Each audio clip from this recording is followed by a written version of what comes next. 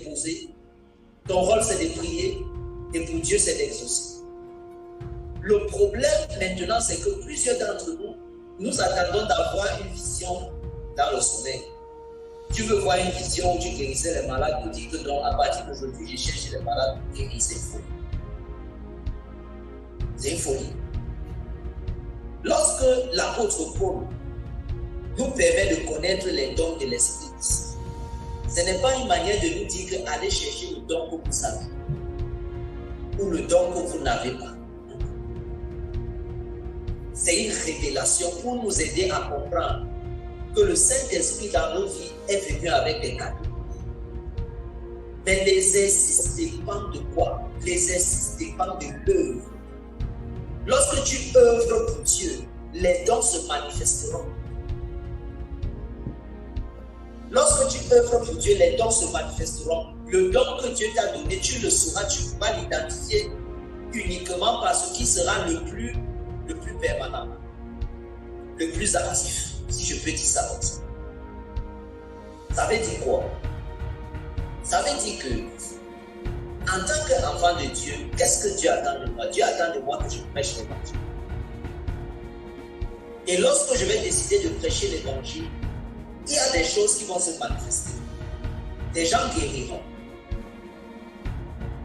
Des captifs seront guéris. Une saison de grâce, les gens feront leur vie. Peut-être une parole de sagesse sortira de moi. Plusieurs ici pour manifester la parole de sagesse. Est-ce que vous comprenez ce que j'essaie de vous dire ce soir? Je sais que vous dites que vous demandez ce que vous avez déjà. Où vous êtes là, l'Esprit de Dieu envoie et descendu à votre temps. Mais tant que vous n'allez pas manifester, témoigner l'évangile, rien ne se manifestera. N'attendez pas d'avoir un rêve que vous étiez en train de prêcher pour sortir prêcher. Si tu as le rêve, tant mieux. Ça veut dire que tu étais tellement têtu à prêcher que Dieu est venu te parler. Mais la Bible a déjà dit prêcher. La Bible a déjà dit témoigner. La Bible a déjà dit allez. Allez. Donc voici les fondations pour moi qui doivent vous permettre de guérir. Maintenant, ne soyez pas frustrés parce que vous avez prié pour quelqu'un qui n'a pas Dieu. Ton rôle n'est pas de guérir, ton rôle est de prier. Donc si tu as prié, la personne n'a pas guéri, il va avoir plusieurs raisons. Il y a des personnes qu'on veut même les convaincre que Dieu ne les a pas. C'est incroyable. Parce que tu viens et tu dis à quelqu'un que Dieu t'a pardonné, il ne croit pas. Il continue à te dire que non, je vais aller en enfer. Je suis dépassé en fait. J'ai quelqu'un avec qui je parle là, il est dans les mêmes paroles de toutes les rencontres. J'ai déjà pris la parole dans tous les sens, et toutes les versets. Si tu ne vois pas la parole, tu vas croire quoi? Puisque la parole est claire, que le Seigneur Jésus-Christ est mort pour tes péchés. Je viens maintenant te dire que le Seigneur Jésus est mort pour tes péchés. Tu dis que non, que toi tu as trop péché. Mais qu'est-ce que ça veut dire? Comment vous pouvez refuter même Dieu? Si tu refutes Dieu, qui te sauvera? La foi vient de ce qu'on entend.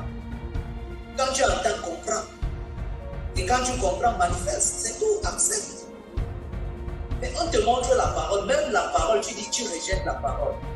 Et c'est toi qui es en train de souffrir. C'est toi qui as la meilleure manière de voir le don que tu as reçu, c'est de commencer à faire ce que Dieu demande de faire.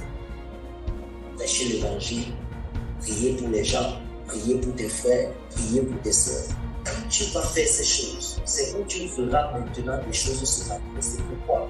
Parce que tu as enlevé toute gloire sur toi et tu veux donner la seule gloire à Dieu. Tu veux que Dieu soit vu, tu veux que Dieu soit connu. Je prie pour les malades parce que je veux que les gens confessent que le Seigneur est, que Jésus-Christ est Seigneur.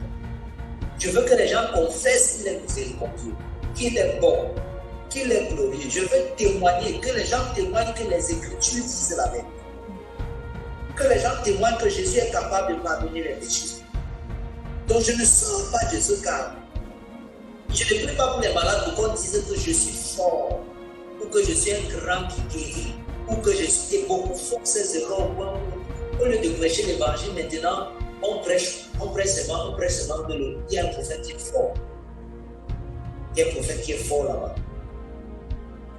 Il y a, attention. C'est-à-dire qu'il y a des façons de faire des choses où, à un moment donné, on ne sait plus si c'est Dieu qu'il faut glorifier ou si c'est l'homme. Donc je vous montre un peu des petites choses qui font toute la différence. C'est Jésus-Christ qui a accompli les miracles par les mains des apôtres, par nos mains, par vos mains. C'est Jésus-Christ qui a accompli cela. Maintenant, on peut être en train de prier ici des bonnes choses. C'est la preuve que, oui, le Saint-Esprit veut te convaincre, toi, qu'il y a quelque chose sur tes mains. Maintenant, si tu ne fais rien avec les mains là, c'est le problème du Saint-Esprit. Non. Donc, quand tu vas aller prier que le Seigneur utilise un sacrifice prière, parce que c'est deux tes résolutions. Est-ce que tu veux que Dieu soit glorifié? Si tu veux que Dieu soit glorifié, tu as parlé à qui de Dieu? Ne dis pas, je veux vraiment que Dieu soit glorifié et tu ne fais rien. Parce que si tu ne fais rien, c'est la preuve que tu ne veux pas que Dieu soit glorifié.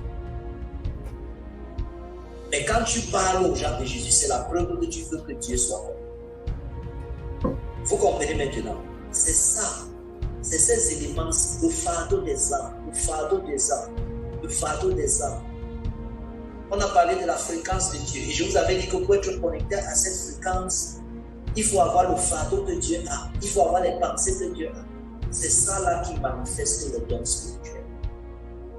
C'est-à-dire, c'est comme si tu te mettais à la place de Jésus et tu décidais de faire la même œuvre, de participer au sang, à la chair, au même titre que lui.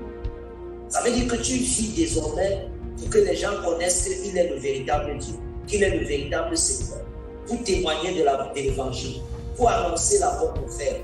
Donc c'est ça qui te motive. Et parce que tu es motivé par ça, le reste là, tu constateras ça. Et donc,